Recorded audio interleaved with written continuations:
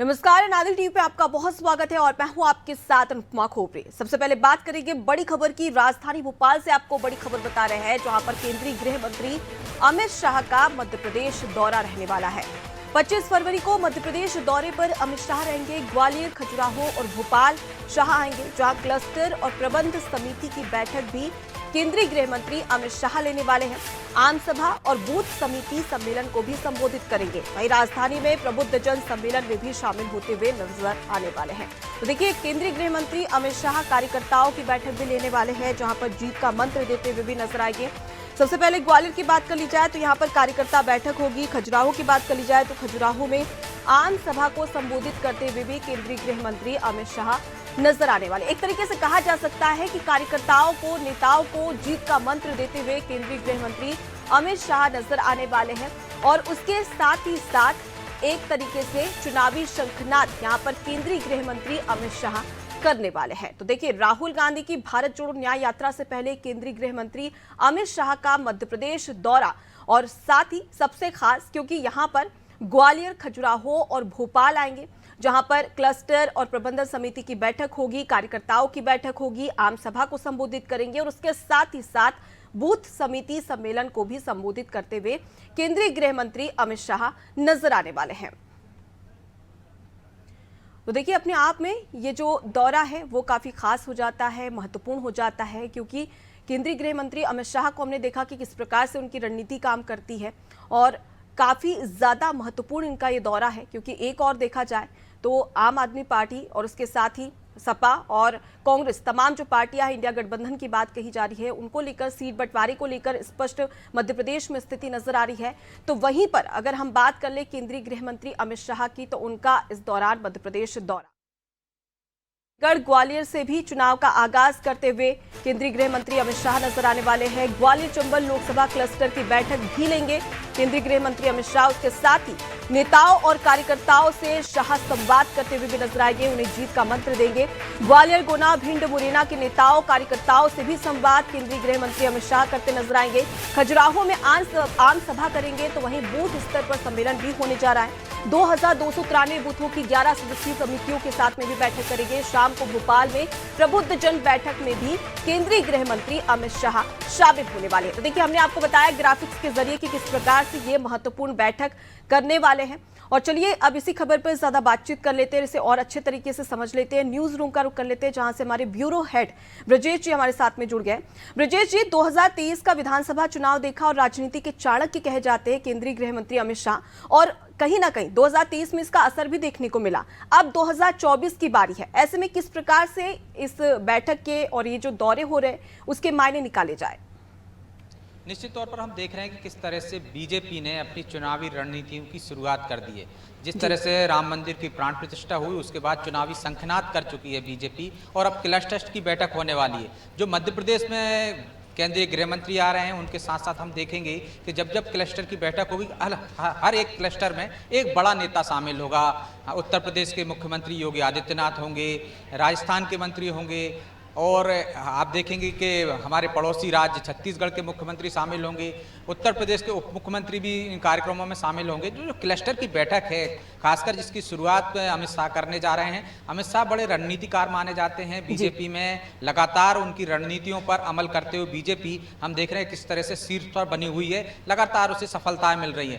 तो वो चुनावी जो क्लस्टर की बैठक करेंगे उसमें चुनावी रणनीति पर भी बात करेंगे, नया एजेंडा देंगे। जिस तरह से प्रधानमंत्री नरेंद्र मोदी ने कहा कि 370 मतदाता हमें हर बूथ पर जुटाना है, तो एक लक्ष्य जो लेकर चल रहे हैं उसका किस तरह से क्रियान्वयन होना चाहिए, किस तरह से उस लक्ष्य को आप पा सकते हैं, इसमें एक तरह से हम कह सकते हैं अमित शाह को मास्टरी हासिल है। और उन्हीं अपने अनुभवों को और रणनीतियों को वो अपने जो कार्यकर्ता हैं, प्रदेश पदाधिकारी हैं, उनसे क्लस्टर के जो प्रमुख बनाए गए, जो क्लस्टर बनाया गया मध्य प्रदेश में अलग अलग क्षेत्र का, उन क्लस्टर में जो जिम्मेदार पदाधिकारी होंगे उनसे साझा करेंगे, उन्हें बताएंगे कि ये लक्ष्य किस तरह से हासिल किया जा सकता है। हम देख रहे हैं कि रणनीति बनना शुरू हो गई है। आज भी बीजेपी कार्यालय में दीनदयाल परिसर में बैठक चल रही है, जिसमें मुख्यमंत्री डॉक्टर मोहन यादव पहुंच चुके हैं, बीडी शर्मा हैं, हितानंद हैं। वो चुनावी रणनीतियों पर ही विचार विमर्श कर रहे हैं कि किस तरह से हमें सफलता हासिल करना है। मध्य प्रदेश में लक्ष्य रखा है उन्होंने 29 सीटों का।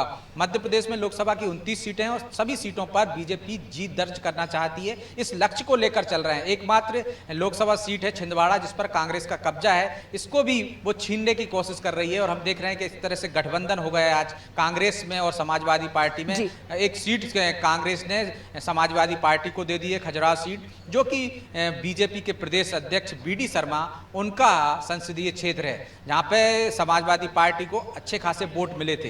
तो आप देख सकते हैं कि लगातार वो सीट पर जहां 4 बार से कांग्रेस हार रही थी, वो समाजवादी पार्टी को दे दिए।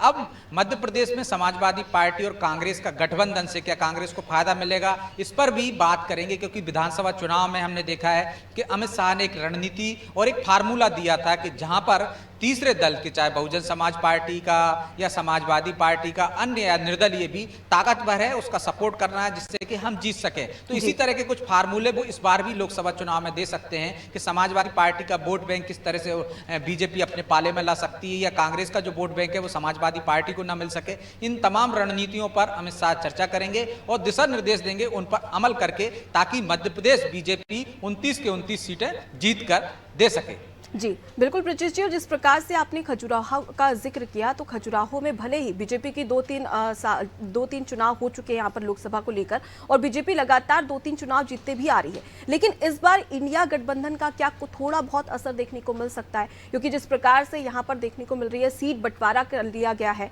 और समाजवादी पार्टी खजुराहो से अब अपना प्रत्याशी उतारेगी, और वहीं पर दूसरी ओर देखा जाए तो केंद्रीय गृह मंत्री अमित शाह खजुराहो में जनसभा को भी संबोधित करेंगे। तो किस प्रकार से समझा जाए इसे?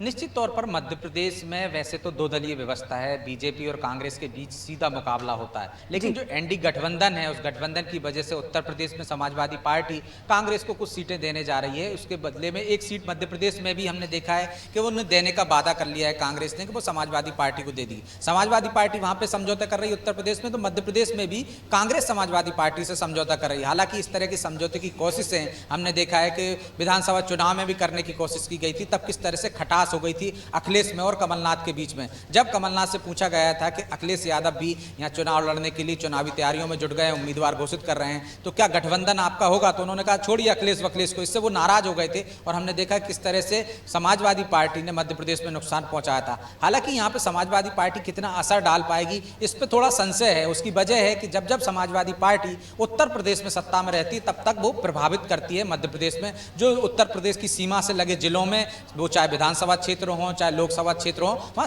समाजवादी पार्टी का थोड़ा प्रभाव रहता है। क्योंकि हमने देखा है कि मध्य प्रदेश में रहने वाले के कुछ लोगों की जमीनें उत्तर प्रदेश में है, रिश्तेदारी है, और उत्तर प्रदेश के लोगों को मध्य प्रदेश में जमीन है। तो इस तरह से जो बॉर्डर के जो जिले हैं वहाँ पे प्रभाव डलता है। जो भी सत्ताधारी दल, मतलब जिसकी सत्ता होती है उत्तर प्रदेश में, चाहे वो बहुजन समाज पार्टी की सत्ता रही है तो उनको प्रभाव, उसका फायदा मिला है, चाहे समाजवादी पार्टी करा। अब चूंकि उत्तर प्रदेश में समाजवादी पार्टी सत्ता में नहीं है, इस वजह से ये कह सकते हैं कि मध्य प्रदेश में उसका कितना असर हुआ, इस पर थोड़ा संशय बना हुआ है। हालांकि ये समझौते के तहत कांग्रेस ने अपने एक तरह से पल्ला झाड़ लिया। वो सीट जो 4 बार से लगातार वो हार रही थी, वो सीट दे दिया ताकि वो भी संतुष्ट हो सके। उनके पास खोने को कुछ था नहीं। जो सीट लगातार हार रहे थे, यदि वो समाजवादी पार्टी को देके उनको संतुष्ट कर सकते थे, तो शायद इस वजह से उन्होंने दे दिया। हालांकि मध्य प्रदेश में समाजवादी पार्टी कोई असर डाल पाएगी, ये हमने विधानसभा चुनाव में भी देखा है कि उसको एक भी सीट नहीं मिली है। लोकसभा चुनाव में भी ऐसी संभावनाएं कम है।